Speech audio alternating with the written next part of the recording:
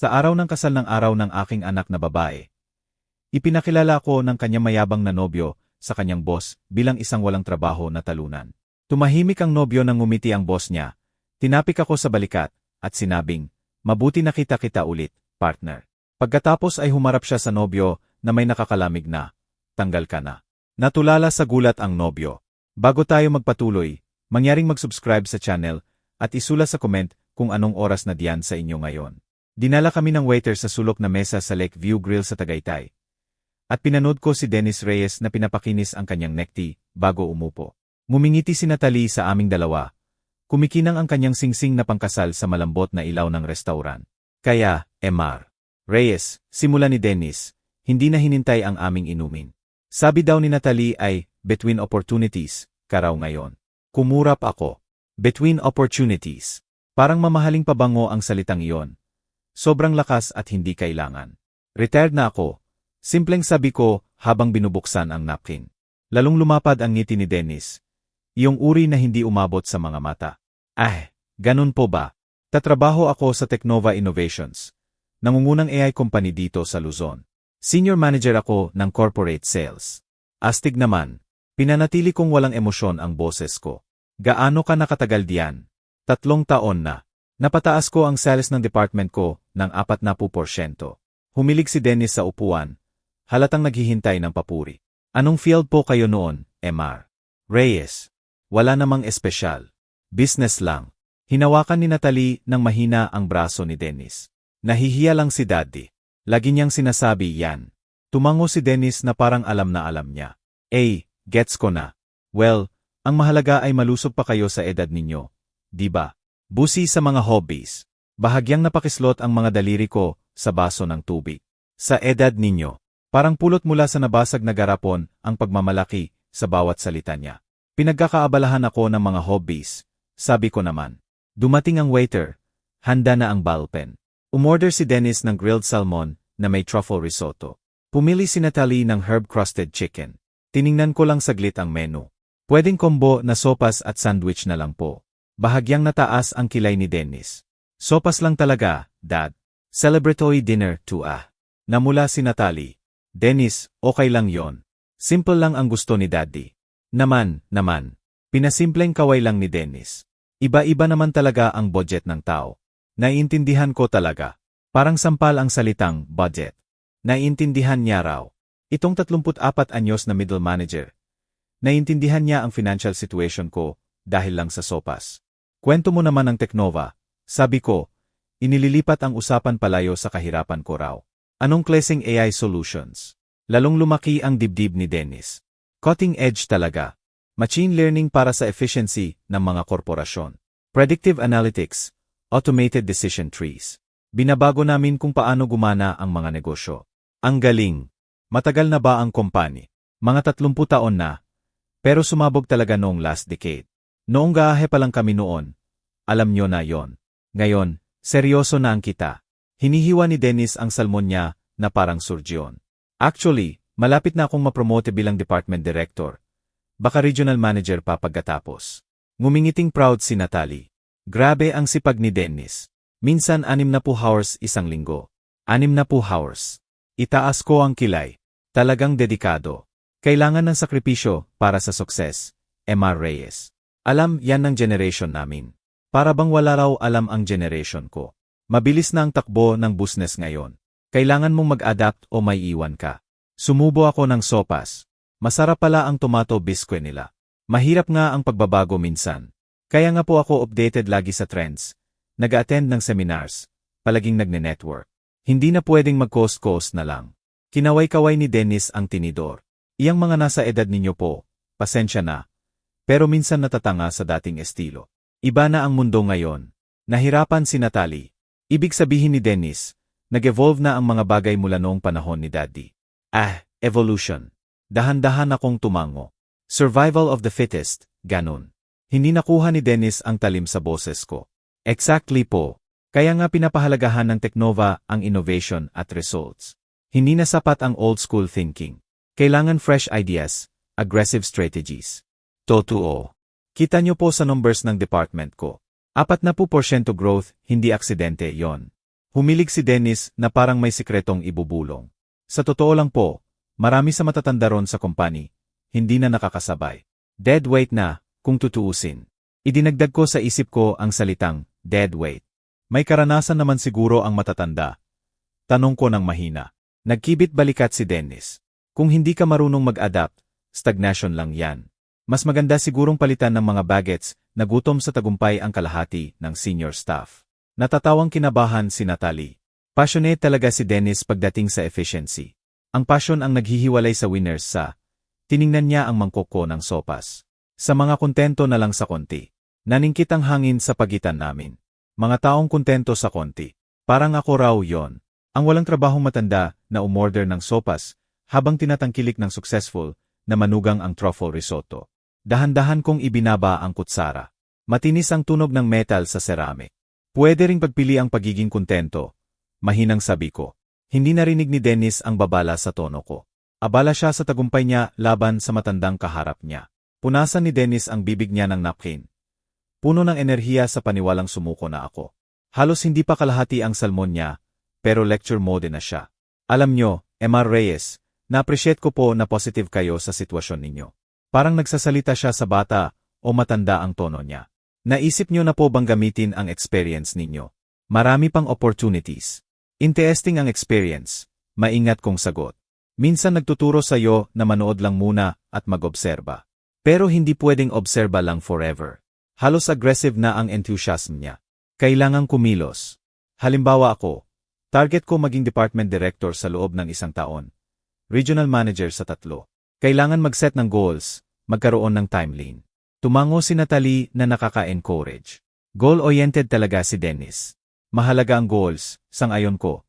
Pero minsan hindi halata sa iba kung alin ang pinakamahalaga. Hindi nakuha ni Dennis ang ibig sabihin.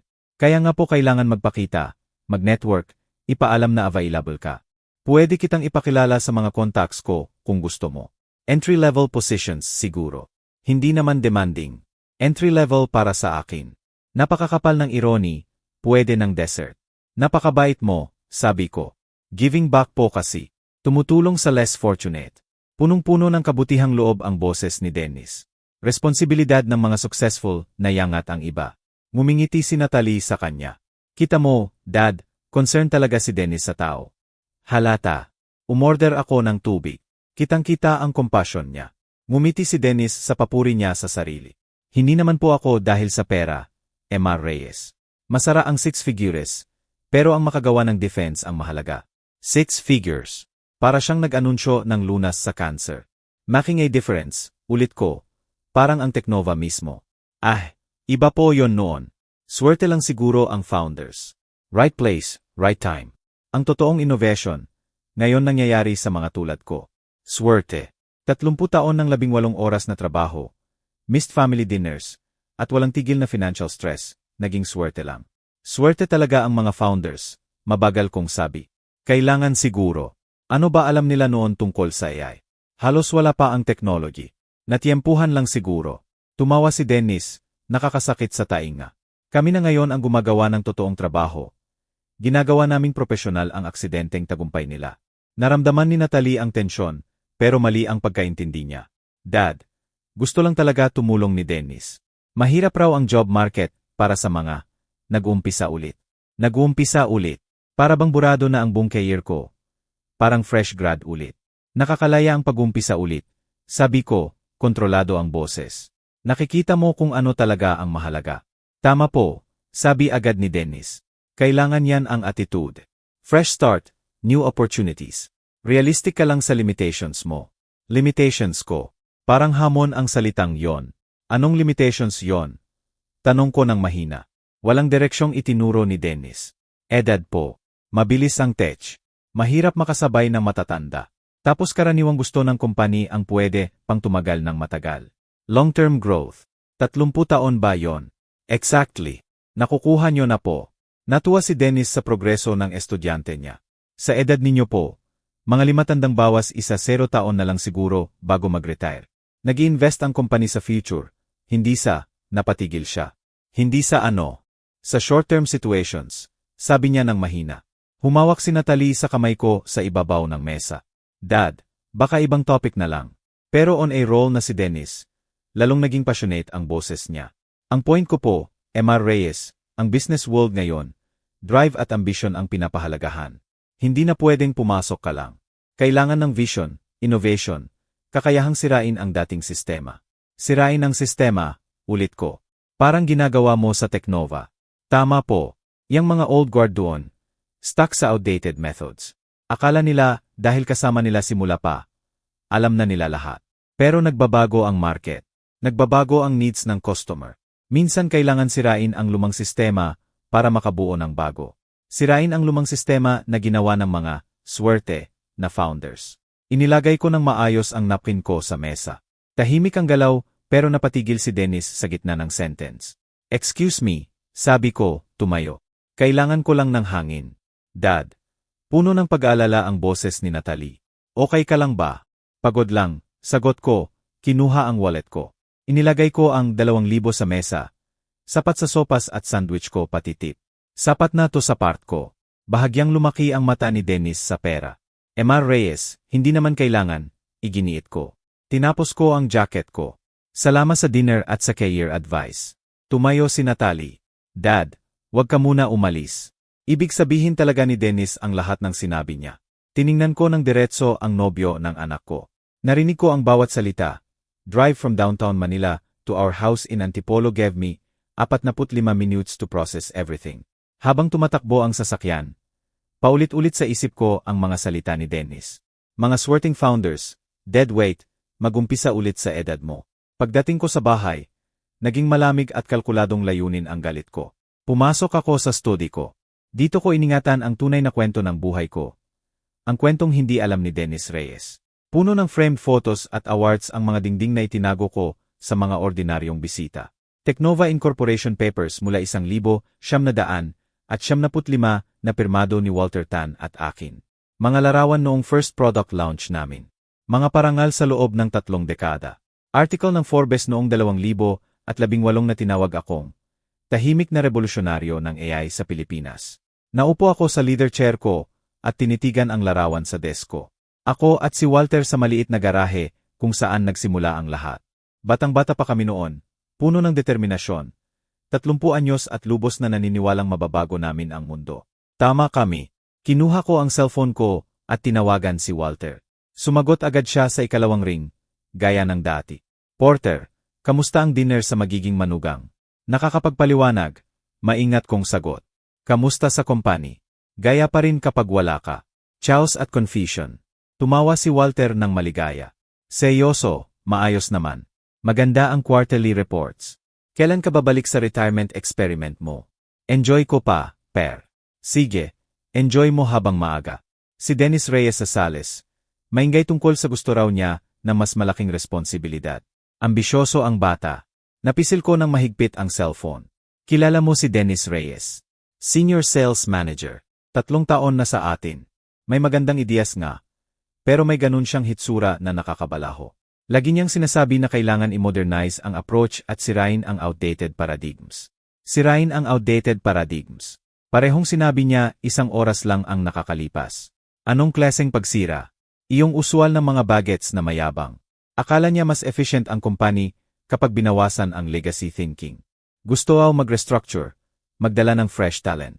Kahapon nga, sinabi niya na marami raw senior deadweight. Senior deadweight ulit. Interesting. Nagawa ko pang sabi. Sa totoo lang, Porter, parang gusto niya patakbuhin ang buong company balang araw. Hindi ko alam kung admirable ambition o delikado ang yabang. Tinitigan ko ang larawan noong garahe pa lang kami. Pwede both. Siguro. Pero solid ang sales numbers niya. Kaya hindi ako makareklamo ng sobra. Gustong-gusto siya ng board. Tumigil si Walter. Sigurado kang ayaw mo pang bumalik. Naalala ko ng perpekto. Mahina kong sabi. Kaya nga pansamantala pa akong magre-retire. Pagkababa ng telepono, binuksan ko ang laptop at tiningnan ang latest financial statements ng Teknova. 30 taon ng paglago, innovation, at maingat na pangangasiwa. Malapit nang umabot sa 10 bilyon ang annual revenue. Mahigit 800 empleyado sa 4 na rehiyon. Lahat ng yon, itinuring ni Dennis Reyes na swerte lang. Ngumiti ako sa unang pagkakataon ngayong gabi. Gusto ni Dennis na sirain ang paradigms. Gusto niyang tanggalin ang dead weight. Sage. Bibigyan ko siya ng eksakto kung ano ang hinihiling niya. Hunyo 15 ang kasal. 4 na buwan para hayaan si Dennis na maniwala na tama ang paghusga niya sa akin. 4 na buwan para makita niya ang tunay niyang ugali ni Natalie, ng pamilya, ng lahat ng mahalaga. 4 na buwan para ihanda ang pinakapag-aral na karanasan sa buong mayabang niyang buhay. Kinuha ko ang legal pad at nagsimulang magsulat. Mga sinabi ni Dennis tungkol sa founders, ang pagmamaliit sa mga matatanda, ang payo tungkol sa entry-level jobs. Lahat ng insulto, bawat asyumpsyon, bawat sandali ng casual cruelty, kailangang matandaan at masagot. Gusto ng lalaking sirain ang lumang sistema at magtayo ng bago. Sage. Hayaan natin siyang subukan. Kinuha ko ulit ang larawan sa garahe. Tinitigan ang mukha ni Walter noong bata pa kami. Gawa namin ng Teknova gamit ang mga kamay namin. Isinakripisyo ang lahat para sa pangarap na imposible sa iba. Pinaghirapan namin bawat tagumpay, nilabanan ang bawat kabiguan, at lumikha ng bagay na mas matagal kaysa sa sinabi ng mga eksperto na magtatagal lang kami. Sa tingin ni Dennis Reyes, ang karanasan na walang adaptation ay stagnation lang. Malapit na niyang malaman kung ano ang hitsura ng 30 taon ng adaptation kapag itinutok sa isang partikular na target. Isinara ko ang laptop at umakyat na sa kwarto. Nagpaplano na para bukas. May persona akong panatilihin, panlilin lang na perpektohin, at aralin na ihanda. Gusto ni Dennis makita kung paano tumutulong ang successful sa less fortunate. Malapit na niyang malaman. 2 linggo na ang lumipas mula noong dinner na iyon. Ginugol ko ang mga araw na parang inaasahan ni Dennis. Nagbabasa ng dyaryo sa balkonahe. Nagdidilig ng maliit na hardin. Perpektong ginagampanan ang papel ng retired na walang ginagawa. Nang marinig ko ang sasakyan sa driveway noong Martes ng hapon, handa na ako. Sa bintana ng sala, pinanood ko si Dennis na bumaba sa kanyang BMW. Pinapakinis ang mamahaling suit jacket. Masiglang umakyat si Natalie sa hagdanan. Hawak ang kung anumang wedding invitation. Dad, halos sumigaw siya pagpasok sa pinto. May magandang ipapakita kami sa'yo. Sumunod si Dennis ng mabagal. Tinitingnan na ang simpleng bahay ko na may pamilyar na disappointed na ngiti. Emar Reyes. Matigas pero maikli ang handshake niya. Sana hindi kami nakakadisturbo sa afternoon activities mo. Afternoon activities. Para bang nanonood lang ako ng tea at natutulog buong araw. Hindi naman, masigla kong sagot. Ano ang dala ninyo? Inilabas ni Natalie ang eleganteng cream envelope. Ang opisyal na wedding invitation. Ikaw ang unang makakakita. Binuksan ko ng maingat, hinangaan ang kaligrafy at makapal na karton. Maganda, anak. Hunyo 15, sa Lecture Country Club sa Tagaytay. Sobrang classy. Si Dennis ang pumili ng venue eh. Proud na sabi ni Natalie. Doon gaganapin lahat ng importanteng events ng Teknova. Bahagyang lumaki ang dibdib ni Dennis. Location matters talaga. Dadating ang boss ko kasama ang ilang board members. Gusto ko sanang ipakita. Tiningnan niya ang sala ko. Professional standards. Astig, sabi ko, inilagay ang invitation sa coffee table. Dapat ko nang isipin kung ano ang susuotin ko. Ito na ang moment ni Dennis. Actually, Emma Reyes, may gusto sana akong i-discuss. Parang concerned ang tono niya, pero halata ang pagmamalaki. Dadating ang boss ko, si Walter Tan. Sobrang influential sa industry namin. Baka po, paano ko ba sasabihin? Mas presentable po sana kaysa usual. Binigyan siya ng warning look ni Natalie. Pero committed na si Dennis sa mission niyang i-improve ang hitsura ng future father-in-law. May magandang suit naman ako. Mahina kong sabi. Sigurado naman po ako. Tiningnan niya ang simpleng slacks at cardigan ko. Inaasahan ni Walter ang certain level ng sophistication sa pamilya ng mga empleyado niya. Mahalaga ang first impression sa business. Inaasahan ni Walter ang sophistication. Kung alam lang ni Dennis na kami ni Walter noon ay naghahati ng pizza at 20 oras na trabaho habang ang sophistication ay nakakatanda ng magkaparehong medyas. Huwag kang mag-alala, anak. Sabi ko na may simpleng ngiti. Marunong akong humarap sa mga boss. Mukhang hindi siya naniniwala. Si Walter Tan po ay napaka-influential sa industry namin, Emma Reyes. Ginawa niyang malaking korporasyon ang Teknova mula sa wala. Napapansin ng mga ganun ang lahat.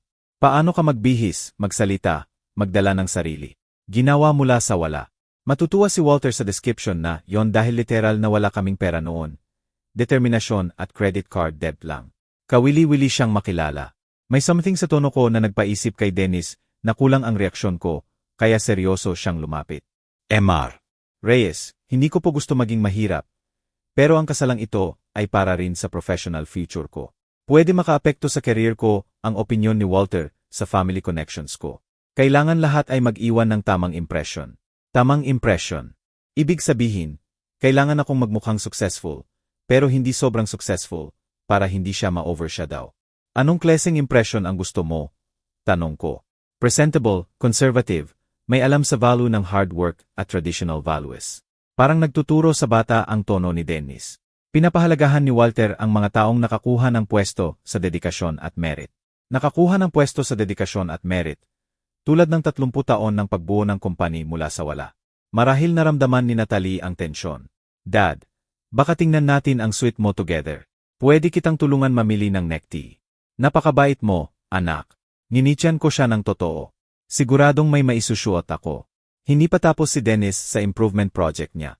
Ang mahalaga po ay mag-project ng dignity. May traditional ideas si Walter tungkol sa family values at personal responsibility. Naniniwala siya na dapat ipakita ng tao ang pride, kahit ano ang circumstances niya. Kahit ano ang circumstances. Parang magandang insulto na nakabalot ng seda. Naiintindihan ko, sabi ko. Maraming sinasabi ang presentation sa character. Tama po, ngumiti si Dennis. Natuwa na natutunan ang lesson niya. Mas mahalaga ang character kaysa bank account sa mga tulad ni Walter. Nakikita niya ang authentic quality kahit malayo pa. Authentic quality. 30 taon na kaming nakikita ni Walter, yon sa isa't isa. Imungkahin ni Natalie na pumunta kami sa hardin. Gusto raw niyang ipakita kay Dennis ang mga kamatis ko. Hinila ko ni Natalie sa sliding door papunta sa maliit na hardin sa likod. Iniwan si Dennis sa loob na nagtitingin sa seating chart na naiwan niya sa dining table. Matagal ang anino ng hapon sa maayos kong mga tanim. Dad. May bigat ang boses ni Natalie na hindi ko naririnig mula ng 16 na anyos siya at nahuli ko siyang umutang ng kotse ko. Ano ang plano mo? Naupo ako sa bangkong gawa ko noong nakaraang tag-init. Tinapik ang pwesto sa tabi ko. Planning lang na maging mabuting host sa future son-in-law ko. Huwag. Naupo siya pero humarap sa akin. Kilala kita buong buhay ko. May plano ka at kasama si Dennis at kailangan kong malaman kung ano. Sa glass door, nakita ko si Dennis na nakatungo sa seating chart. Siguradong kinakalkula kung saan siya malapit kay Walter. Napaka-perfect ng irony. Minsan kailangan ng tao ng oras para ipakita ang tunay niyang kulay, sabi ko. Ano ang ibig sabihin nun? Mas matinis ang boses ni Natalie. Bakit hindi mo nalang sabihin kay Dennis ang totoo tungkol sa Teknova? Bakit mo siya pinapaniniwalaang unemployed old man ka na kailangan ng career advice? Ayun na. Mas matalino ang anak ko kaysa akala ni Dennis. Alam mo pala ang tungkol sa Teknova? Maingat kong tanong. Matagal ko nang alam, Dad. Hindi man detalyado, pero alam kong hindi ka lang empleyado roon. Kasama ka sa paglikha. Iyang mga larawan sa study mo. Ang mga awards na akala mo hindi ko napapansin. Ang pagtawag sa iyo ni Walter kapag tumatawag siya. Kumikinang ang mata ni Natalie sa luha. Bakit ka nagsisinungaling sa taong pakakasalan ko? Hinawakan ko ang kamay niya. Kumikinang ang engagement ring niya sa sikat ng araw. Nagkakalat ng maliit na bahaghari sa lupa. Hindi ako nagsisinungaling, Natalie. Hindi ko lang voluntaryong sinasabi. Parehong-pareho lang yon, di ba? Pinisil ko ang mga daliri niya. Nagtanong ba talaga si Dennis tungkol sa background ko? May tunay na curiosity ba kung sino ako bilang tao? Binuksan ni Natalie ang bibig para makipagtalo. Pero isinara niya ulit. Alam nating pareho na puro assumptions lang ginawa ni Dennis base sa hitsura ko at lifestyle ko ngayon. Hindi man lang nag-effort mag-dig deeper. Pero hindi fair too. Bumigay ang boses niya. Hindi niya alam na may test siya. Hindi fair ang buhay, anak. Araw-araw hinuhusgahan ng tao ang isa't isa base sa first impression. Ang tanong, anong klaseng tao si Dennis kapag akala niya ay siya ang may upper hand? Sa glass door, nakita ko si Dennis na naglalakad habang nagsasalita sa cellphone. Siguradong nag-update kung dadalo ang boss niya sa kasal. Ang mga galaw niya, puno ng self-importance. Nakita mo kung paano niya ako tinrato sa dinner. Mahina kong sabi. Ang pagmamalaki, ang unsolicited advice, ang pagmamaliit sa mga tingin niya ay unsuccessful. Ganyan ba ang taong gusto mong makasama habang buhay? Tahimik si Natalie ng matagal. Pinanonood si Dennis sa bintana. Hindi naman siya palaging ganun. Kapag kami lang, iba siya, mas mabait. Sigurado ako. Pero ang character hindi kung ano ang ginagawa natin kapag madali, Natalie. Kung ano ang ginagawa natin kapag akala natin walang nakakakita na mahalaga. Kaya naghahanda ka ng lesson para sa kanya. Halo-halo ang pag-aalala at curiosity sa boses niya. Ano ang mangyayari sa kasal kapag nalaman niya? Ngumiti ako. Nararamdaman ang sarap ng maayos na plano. Matututo siya na delikado ang assumptions, na ang respeto sa tao ay hindi nakabase sa laki ng bank account o job title, na ang kabutihan ay hindi dapat conditional sa social status. At kung hindi siya natuto, kung magalit o mapahiya, malalaman mo rin kung sino talaga ang pakakasalan mo. Humarap ako sa anak ko. Natalie, hindi ko sinisira ang kaligayahan mo. Pinoprotektahan ko ito. Mas mabuting makita mo ang tunay niyang kulay ngayon kaysa 5 taon pagkatapos ng kasal. Tinitigan ni Natalie ang mga kamay niya. Dahan-dahang pinipilipit ang singsing. Gusto mo itago ko ang sekret hanggang kasal. Gusto ko manood ka. Talagang manood kung paano tratuhin ni Dennis ang mga tingin niyang mas mababa sa kanya. Panoorin mo kung paano niya kinakausap si Walter, ang sukses, kung ano ang basehan niya ng worth ng tao. Tumigil ako. At pagkatapos, ikaw ang mag-decide kung anong klaseng buhay ang gusto mo. Paano kung mag-decide akong tama ang unang akala ko kay Dennis? Magsasayaw ako sa kasal ninyo at tatanggapin ko siya sa pamilya ng buong puso. Totoo ang bawat salita ko. Pero Natalie, tiyaking malinaw ang nakikita mo. Hindi lang ang gusto mong makita. Tumayo si Natalie. Tinanggal ang alikabok sa maong niya. Sa glass door, tapos na si Dennis sa tawag. Hinintay kaming may kaunting impatience. Kakapuotan kanya kapag nalaman niya. Mahina niyang sabi, "Maahil." Ang tanong, kakapuotan din kaya niya ang sarili niya sa ginawa niya sa akin. Matagal akong tinitigan ni Natalie. Nahihirapan sa loyalties. Sa wakas, tumango siya ng dahan-dahan. "Okay, Dad. Itatago ko ang sekret mo. Pero pangako mo na hindi ito revenge lang. Pangako ko, anak, lahat ng ginagawa ko ay dahil mahal kita." Lumapit si Dennis sa sliding door. Tiningnan ang relo niya. "Natalie, alis na tayo. May conference call ako sa West Coast team sa 1 oras. Paparating na," sigaw ni Natalie. Tiningnan ako ulit. "Mag-ingat ka sa kanya, ha? Kahit ano ang plano mo." Tumayo ako at hinalikan ang noo niya. Rarely natututo ang tao sa gentle lessons.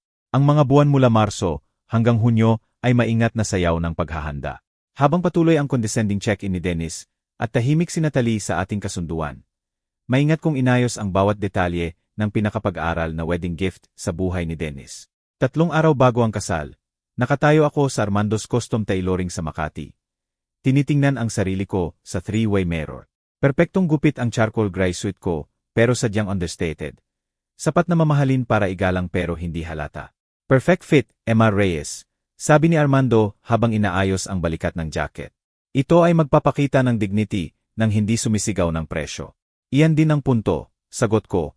Hinangaan ang subtle pinstripes na kumikinang sa ilaw. Dapat magsalita ng tama ng walang salita.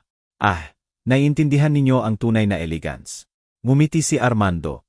Ang quality, bumubulong, hindi sumisigaw. 2 araw bago ang kasal, bumisita ako sa Cartwright & Persson Associates sa BGC. Inilatag ng sales associate ang mga cufflinks sa black velvet. "Astig ang Teknova logo cufflinks na to," sabi niya habang ipinapakita ang platinum pieces na may diamond chip na T. "Custom made siguro." "Maliit na commemorative piece," sabi ko, isinabit sa cuffs ko. Maganda ang pagkakahuli ng ilaw. Walang ostentation pero halata ang sukses. Noong araw bago ang kasal, nakipagkita ako kay Jonathan Cruz, private banker ko sa B. Tanaw ang Manila, bay mula sa corner office niya. Napakalaking amount para sa wedding gift. Nataas ang kilay niya habang tinitingnan ang transfer documents. "Sigurado kayo dito, Porter." "Napaka-espesyal na okasyon," sagot ko, pirmahan ang authorization. Deserve ni Natalie ang pinakamagandang wedding gift. 3 milyon. Sobrang generous kahit sa standards ninyo. Certified check. Gusto ko malinaw ang amount kapag ipinakita. Noong gabi bago ang kasal, naglakad ako sa tabing dagat ng Manila Bay. Usual route ko kapag seryosong nag-iisip. Bukas na ang rehearsal dinner, ang final act ng education ni Dennis. Naisip ko ang magiging reaksyon ni Walter kapag nakita ang cufflinks. 3 taon na niyang iminungkahi ang mga cufflinks na yon bilang company gift. Agad niya makikilala. Ang moment of recognition ay sulit sa 30 taon ng pasensya. Buong buwan inihanda ni Dennis ang boss niya sa kasal ng hardworking employee sa anak ng mahirap na matandang biyenan. Darating si Walter na handa sa pulit small talk tungkol sa dignidad ng honest labor. Sa halip, makikita niya ang co-founder niya na nakaupo sa family table. Suot ang company logo at sumusulat ng wedding check na mas malaki kaysa annual salary ni Dennis. Tumigil ako sa paglalakad at tumingin sa dagat. Tahimik ang Manila Bay ngayon. Bukas ay may bagyo, pero kailangan minsan ang bagyo para linisin ang hangin. Nag-text si Natalie, "Rehearsal dinner bukas 6 AM." Excited si Dennis na makilala mo si Walter. "May oras ka pa magbago ng isip, Dad." Sumagot ako, "Excited din ako, anak. Magiging maayos ang lahat." Totoo yon. Makukuha ni Dennis ang eksaktong hinintay niya. Pagkakataon na ipakita ang tunay niyang values sa harap ng mga taong mahalaga. Ang pagkakaiba lang ay ang magiging reaksyon ng audience. Bumalik ako sa kotse ko. Nararamdaman ang sarap ng plano na malapit ng maging perpekto. Bukas malalaman ni Dennis na mahal ang mag-assume. Sa linggo, matututo siya na hindi dapat conditional ang respeto sa perceived status. Sa Drake Hotel, may branch sa Manila sa storya natin. Kumikinang ang marble lobby sa ilalim ng crystal chandeliers. 20 minuto pa lang akong galing ng Antipolo. Parang chess grandmaster na malapit ng mag-checkmate. Bukas ang revelation. Pero ngayong gabi ay last chance na obserbahan ang tunay na ugali ni Dennis. Nakaset ang rehearsal sa maliit na chapel ng hotel. Intimate space na may mahogany pews at stained glass na tanaw ang Rosas Boulevard. Naka-rehearsal dress si Natalie. Maganda kahit halata ang tensyon sa balikat niya. Nakita niya ako at ngumiting kinakabahan. Iyong ngiti na may malaking sekret. Lumapit si Dennis mula sa grupo ng Tecnova Colleges. Pinapakinis ang necktie niya sa pamilyar na paraan. Malakas ang boses niya sa buong chapel. "Everyone, gusto ko sanang ipakilala ang tatay ni Natalie." Pamilyar ang condescension sa tono niya. Lalong lumakas sa harap ng professional audience niya. "Ito po si Porter Reyes, retiree, nakatira ng Simple sa Antipolo." Simple. Parang mamahaling insenso ang salitang yon para mag-establish ng hierarchy. "Nice to meet you, Emma Reyes," sabi ng babaeng naka-expensive blazer. Sabi raw ni Dennis, enjoy na enjoy kayo sa retirement. Sobrang enjoy, sagot ko habang nakipag-shake hands. Educational din ang retirement. Tumango lang sila ng kortiyos, nawala na agad ang interes. Sa mundo nila, background noise lang ang retirees. Simple lang ang taste ni Dad. Patuloy ni Dennis, sapat ang lakas ng boses para marinig ng mga malapit. Walang masama doon, syempre. Iba't ibang generation, iba't ibang expectations. Napakislot ang pangako. "Dennis," mahina kong sabi, "mag-ingat ka sa mga hatol mo. Bukas ay puno ng surprises." Tumawa siya, puno ng confidence kaysa wisdom. "Emma Reyes, hindi niyo na ako kailangang turuan tungkol sa tao. Professionally ko na binabasa ang character. Kailangan sa sales. We'll see." Parang bato sa tubig ang dalawang salita ko. May something sa tono ko na nagpaisip sa kanya. Pero nakatingin ang mga koleges niya. At hindi siya pwedeng mag-back down. Ang ibig ko po, success leaves clues. Paano ka magbihis? Saan ka nakatira? Anong kotse mo? Nagpapakita, yan ang priorities at capabilities. Interesting theory. Hindi theory. Observation po. Halimbawa si Walter Tan, boss ko, bukas darating. Kilala mo agad ang quality niya kahit malayo pa. Earned respect yon, hindi aksidente. Earned respect. Matutuwa si Walter dahil magkasama kaming kumita noon habang natutulog sa office floor at kumakain ng noodles 3 taon. Lumapit si Natalie, nararamdaman ang danger. Baka bukas na lang natin pag-usapan ang ceremony. Pero nasa DM na si Dennis, lalong naging confident sa audience niya. Ang point ko lang, Emma Reyes, nagpapakita ang character sa choices. Pumili si Walter ng excellence sa bawat hakbang. Ang iba, tiningnan niya ako ng pababa. Ang iba pumili ng comfort kaysa achievement. Comfort kaysa achievement. Surgical ang insulto, hindi halata ang cruelty. Sobrang confident ka sa assessments mo. Sabi ko, unti-unting lumalabas ang talim sa boses ko. Dahil accurate po. Never pa ako nagkamali sa paghusga sa capabilities ng tao. Ngumiti siya na parang nanalo na siya. Never. Kahit minsan. Mabilis magpakita ang tao kung alam mo kung ano ang titingnan. Dahan-dahan akong tumayo. Nararamdaman ang 4 na buwan ng pasensya na nagiging malamig na layunin. Tahimik ang chapel. Napatigil ang mga usapan nang maramdaman ang conflict. Dennis, tama ka sa isang bagay. Sabi ko, maingat na binutons ang jacket ko. Nagpapakita nga ang character sa choices. Exactly my point. Bukas marami kang pagkakataon na maipakita iyon. Bahagyang nawala ang confidence ni Dennis. Ano ang ibig sabihin nun? Ibig sabihin, mahalang mag-assume, lalo na kapag ginagawa sa harap ng mga taong mahalaga. Emma Reyes, hindi ko gusto ang, "Good night, Dennis." Huminto ako sa pinto ng chapel. Lumingon sa mga bisita. Enjoy the rehearsal. Memorable ang bukas. Sumunod sa akin si Natalie. Dad, hintay. See you tomorrow, sweetheart. Magiging ayon sa plano ang lahat. Nilakad ko ang lobby ng may kontroladong hakbang. Hanggang sa malamig na gabi ng Maynila. Narinig ko pa rin ang boses ni Dennis na confident na nag-explain ng pag-alis ko bilang ebidensya ng fragile ego ng matanda. Bahala siya. Bukas, makikita ng parehong koleges ang pinakapag-aral na experience sa professional life ni Dennis Reyes. Nasa kotse na ako sa circular drive ng hotel. Habang naupo sa driver's seat, nakita ko sa bintana ng hotel ang chapel. Si Dennis na animated na nagkukwento. Si Natalie na nakatitig sa pinto kung saan ako nawala. Ang wedding party na bumabalik sa positions nila. Bukas ang justice. Ngayon ang sweet anticipation ng plano na malapit ng maging perpekto. Ang biyahe mula Maynila papuntang Antipolo ay 30 minuto para gawing malamig na determinasyon ang galit ko mula sa confrontation. Pagdating ko sa bahay, naging final confirmation ang mga insulto ni Dennis na kailangan talaga ang lesson bukas. Naupo ako sa madilim na kotse. Tinitingnan ang simpleng bahay ko. 4 na buwan na niyang itinuring na ebidensya ng pagkabigo ko ang bahay na to. Bukas malalaman niya na hindi laging nasa laki ng bahay o brand ng kotse na susukat ang sukses. Pumasok ako sa study at binuksan ang laptop. May email si Walter kanina. Excited makilala ang future son-in-law mo bukas.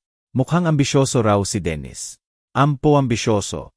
Iyon ang isang salita. Sumagot ako, bukas makakakilala ka ng interesting na tao sa kasal, Walter.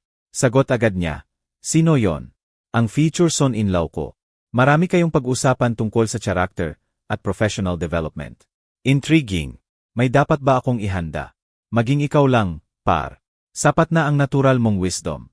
Isinara ko ang laptop at pumunta sa kwarto, kung saan nakasampay ng perpekto ang suite ko para bukas. Mukhang dignified pero ordinary ang charcoal suite. Eksakto kung ano ang gusto kong impression, hanggang sa moment of revelation. Nasa velvet box ang Tecnova cufflinks. Naghihintay na mapansin ni Walter sa tamang oras.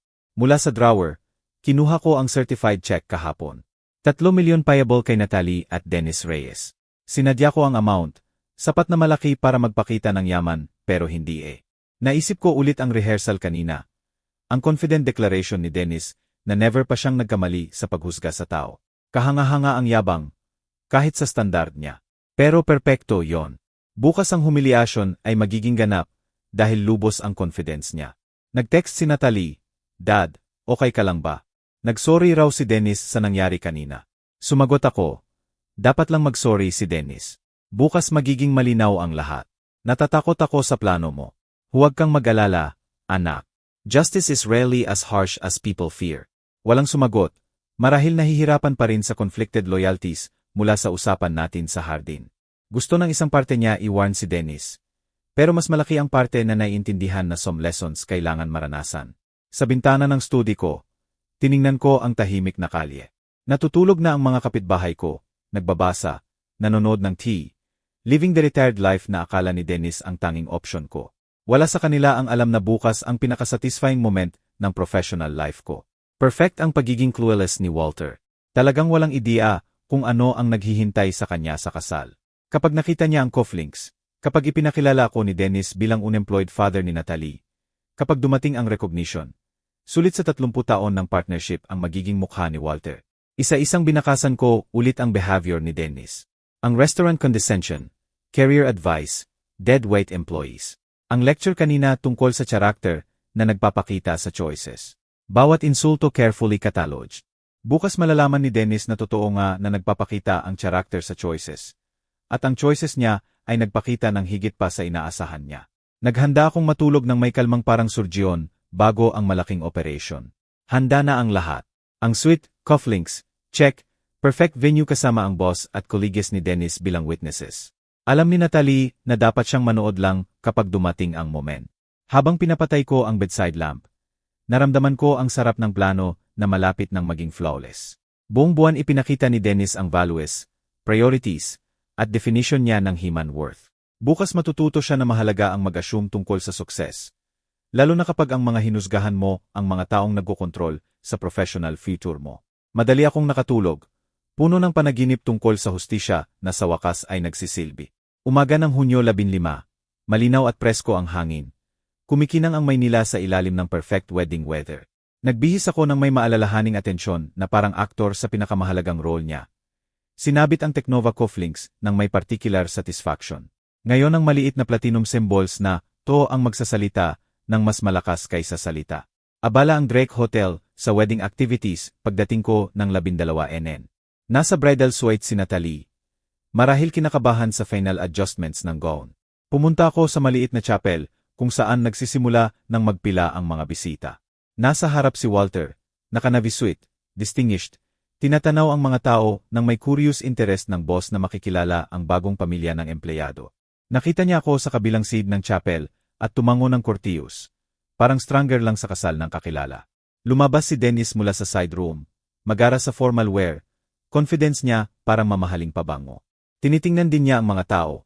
Siguradong in-ensure na best view ni Walter sa ceremony. Nang magtagpo ang mata namin, nakita ko ang bahagyang pag-aalangan. May hangover pa ang konfrontasyon kagabi. Emma Reyes. Lumapit si Dennis na may forced joviality. Buti dumating ka kahit may nangyari kagabi. Hindi ko naman inaasahang. Hindi ko naman palalampasin kahit kailan. Sagot ko. Unforgettable ang araw na to. Bahagyang napikit ang ngiti ni Dennis. Pero abala siya sa performance niya ngayon para magmalikot sa skeptic warning. Nakaupo na sa third row ang mga Tecnova colleagues niya. Perfect witnesses sa kung anuman ang mangyayari. Nagsimula ang processional music. Pumunta ako sa pwesto ko malapit sa entrance ng chapel.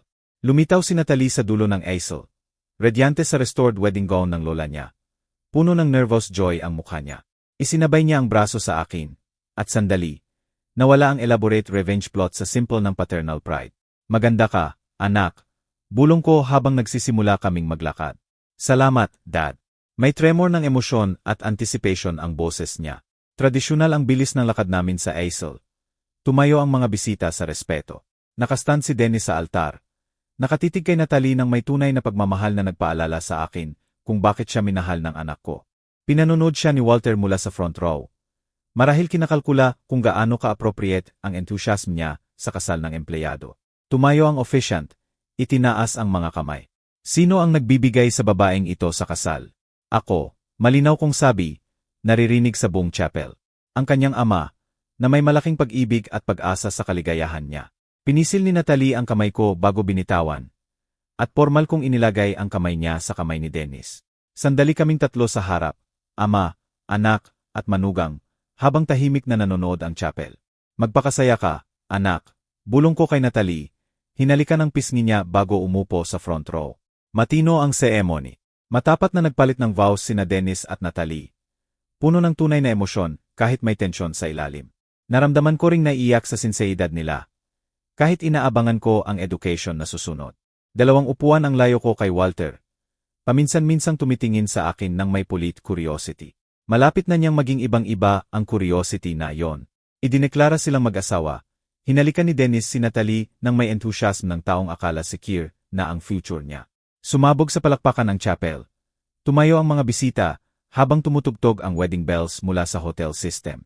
Habang nagsisimula ang recessional, napansin kong tinitingnan ulit ni Dennis ang mga tao. Natagpuan si Walter ng may obvious satisfaction. Successful niyang naikasal sa babaeng mahal niya sa harap ng professional mentor niya. Nailihis ang potential embarrassment ng unemployed father-in-law. Nagsimulang mag-form ang receiving line sa vestibule ng chapel.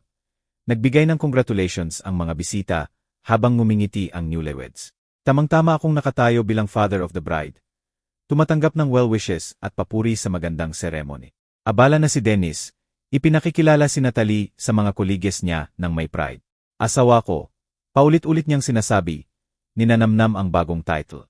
Bumalik ang confidence niya ng lubos. Nakalimutan na ang konfrontasyon kagabi sa glow ng tagumpay ng kasal. Sa crowd, nakita ko si Walter na papalapit sa receiving line. Marahil magbibigay ng congratulations sa bagong pamilya ng empleyado niya. Dumating na ang moment na inihanda ko sa loob ng 4 na buwan. Nakita rin ni Dennis ang papalapit ni Walter at unconsciously tumuwid. Ang ambitious employee handa nang mag-impress sa boss niya sa huling pagkakataon. Sparkle na sparkle ang banquet hall ng hotel sa ilalim ng crystal chandeliers. Naging elegant reception space sa loob ng 2 oras mula ceremony hanggang celebration. Nagtsampag ni ang mga bisita. Humahalo ang usapan sa malambot na jazz ng string quartet. Nagtayo ako malapit sa bar. Pinanonood si Dennis na gumagalaw sa room ng may practiced enthusiasm. Nakatayo si Walter malapit sa floor-to-ceiling windows na tanaw ang Manila Bay. Distinguished ang profile niya sa ilalim ng afternoon sunlight. Polite siyang nanood sa ceremony. Marahil kinakalkula ang tamang level ng engagement sa bagong pamilya ng empleyado. Malapit na niyang hindi na kailangan kalkulahin yon. Lumapit si Dennis kay Walter nang may calculated confidence ng ambitious subordinate. Nakahawak ng proud ang kamay ni Natalie sa braso niya. Ito na ang moment niya. Ipakikilala ang magandang bagong asawa sa taong nagkokontrol ng professional future niya habang ipinapakita ang superior social connections niya. Mr. Tan. Malakas at perfect ang boses ni Dennis sa ingay ng reception. Gusto ko po sanang ipakilala ang asawa ko, si Natalie, at ang tatay niya. Lumapit ako, tiniming ang galaw ko ng perpekto. 4 na buwan ng pasensya ang magbibigay ng dividends na tatagal ng matagal. Humarap si Walter ng may pulit interest. Inilahad ang kamay kay Natalie. Congratulations, Natalie. Lagi ka raw kinukwento ni Dennis. Salamat po, Mr. Tan. Sobrang hinahangaan ka raw ni Dennis. Ngumiti si Dennis, halatang lumaki ang dibdib sa pride. Pagkatapos ay itinuro niya ako ng may casual condescension. At ito po ang father-in-law ko, Porter Reyes. Bahagyang bumaba ang tono niya. Sapat na dismissive para mag-establish ng hierarchy. Well, unemployed retiree po siya. Nakatira ng simple sa Antipolo. Parang mamahaling pabango ang mga salita. Halata sa lahat ng nakakarinig. Ilang Technova colleagues ni Dennis ang lumapit. Inaasahan marahil ang isa pang demonstration ng social superiority ng rising star nila. Dahan-dahan humarap sa akin si Walter. Bahagyang nawala ang executive composure niya. Tiningnan niya ang mukha ko. Pagkatapos ay agad bumaba ang tingin sa cufflinks ko. Kumikinang ng perpekto ang Technova logo sa chandelier light. Platinum at diamonds na nagsasabi ng 30 taon ng partnership. Porter. Puno ng gulat ang boses ni Walter. Porter Reyes. Kumurap si Dennis. Halatang hindi inaasahan ang ganitong level ng recognition. Kilala niyo po siya. Kilala. Bahagyang tumaas ang boses ni Walter. Narinig ng mga malapit. Porter, ano ang ginagawa mo dito? Dumalo sa kasal ng anak ko. Mahinahon kong sagot, inilahad ang kamay. Mabuti nakita kita ulit, Walter. Maganda ang hitsura mo. Nagulo ang mukha ni Dennis sa confusion, suspicion, at unti-unting lumalaking alarm. Mr. Tan, siguro po may mali. Tatay lang po, to ni Natalie. Unemployed po siya. Tiningnan ni Walter si Dennis na parang in-announce niya na magiging circus performer siya. Unemployed. Dennis. Ito si Porter Reyes, co-founder ng Technova Innovations. Business partner ko sa loob ng 30 taon. Parang pisikal na suntok ang mga salita kay Dennis. Pinanood ko ang mukha niya na nagbabago mula confident superiority tungo sa unti-unting horror. Bumubuka ang bibig niya ng walang tunog. Tumigil ang mga usapan sa paligid namin. Naramdaman ng mga wedding guests ang drama na mas exciting kaysa small talk. Partner. Bahagyang pumutok ang boses ni Dennis. Impossible po yon. Siya lang ano. Mas malamig na ang tono ni Walter. Siya lang ang nagtayo ng kumpanya natin mula sa wala. Siya lang ang genius na lumikha ng kalahati ng core technologies natin.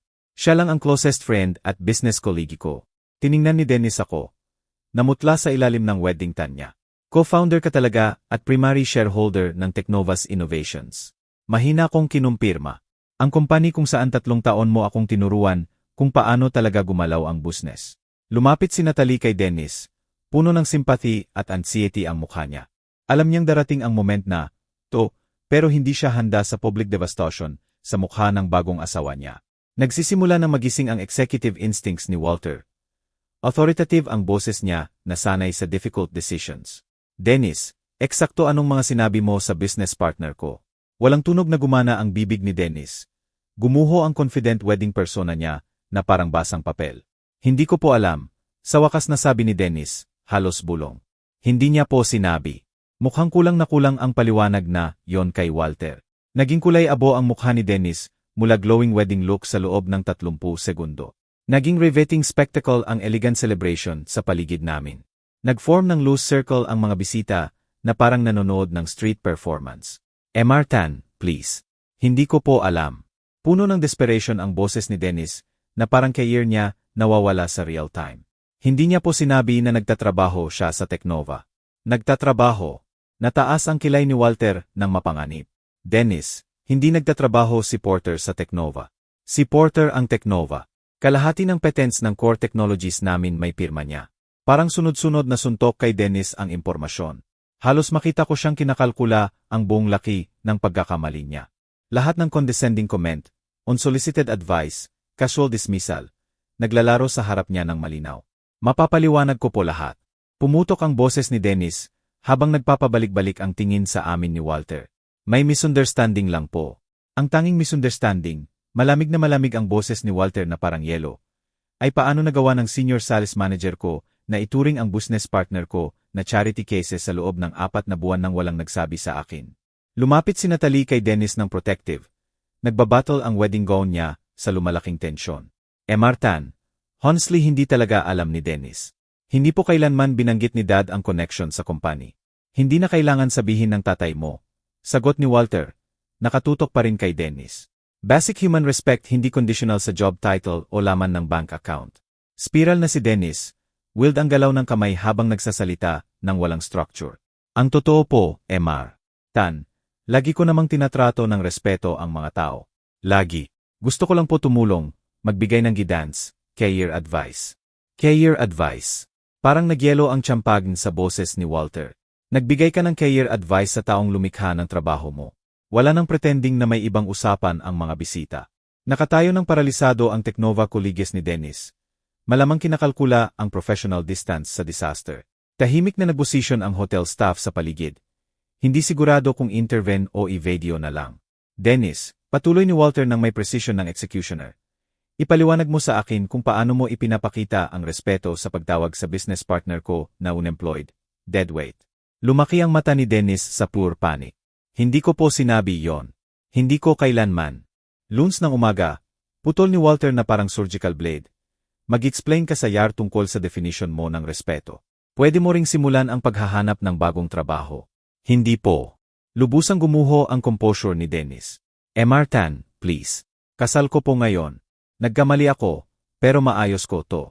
Ang pagkakamali, malamig na sagot ni Walter, ay akin. Sa pagpromote sa taong humuhusga sa tao, base sa hitsura kaysa character. Naging kulay abo na ang mukha ni Dennis. Mabilis at mababaw ang paghinga. Hinawakan ni Natalie ang braso niya, pero hindi niya napansin sa sobrang panic. Naging cautionary tale ang wedding reception tungkol sa delikado ng assumptions. May magagawa pa po ba ako? Pakiusap ni Dennis. Pumutok ang boses niya na parang teenager. Para maayos to. Magsosorry po ako publicly. Magde-demote. Kahit ano. Tiningnan ni Walter si Dennis na parang natuklasang amag sa mamahaling wine. Magsosorry ka kay Porter, syempre. Kung mababago pa yon, ibang usapan. Biglang humarap sa akin si Dennis nang may desperate hope.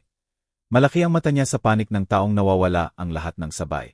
Pinalitan ng taong mukhang babagsak na ang confident, yung executive, na nag-lecture sa akin tungkol sa business success. Emma Reyes Porter, please. Natitremble ang boses ni Dennis sa tunay na takot. Alam kong nagkamali ako. Pero kaya kong matuto. Kaya kong magbago. Please wag niyo po siyang payagang sirain ang career ko. Nakabitin ang moment sa pagitan namin na parang nakabiting espada. Matalim at handa ng bumagsak. Nakatayo si Dennis sa harap ko. Buong future niya nakasalalay sa susunod kong sasabihin. Puno ng absolute desperation ang mukha niya. Pinanonood siya ni Natalie na may luha sa wedding makyup. Nahihirapan sa dalawang lalaking pinakamahalaga sa kanya.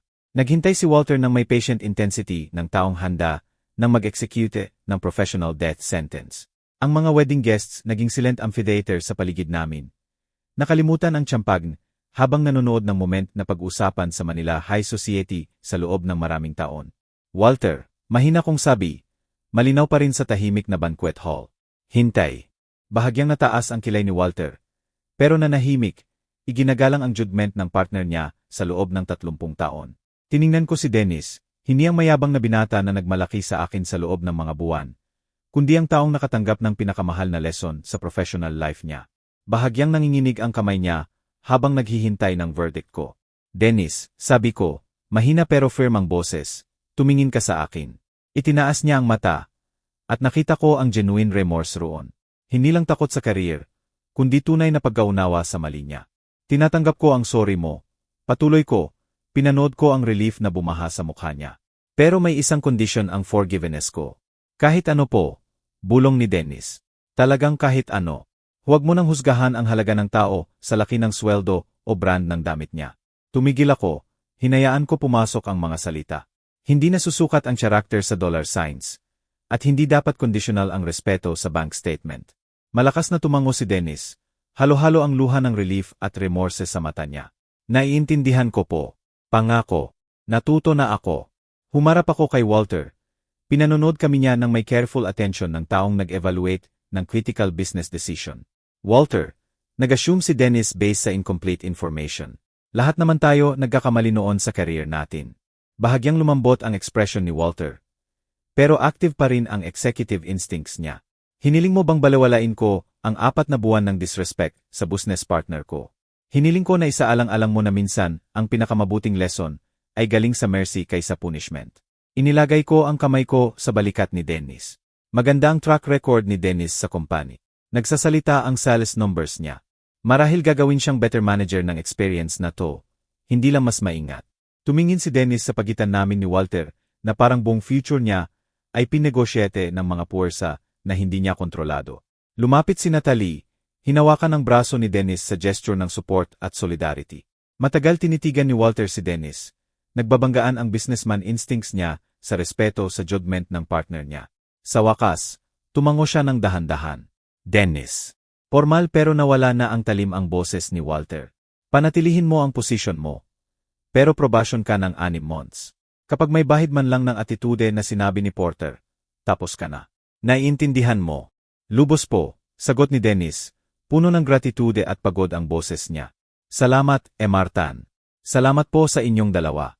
Inilahad ko ang kamay ko kay Dennis. At nyugyog niya ito ng mahigpit na parang sagradong pak. Welcome to the family, anak. Mahina kong sabi. Subukang tandaan na lahat deserve ng respeto, hanggat hindi nila pinapatunayang hindi. Opo, pangako ni Dennis. Talagang.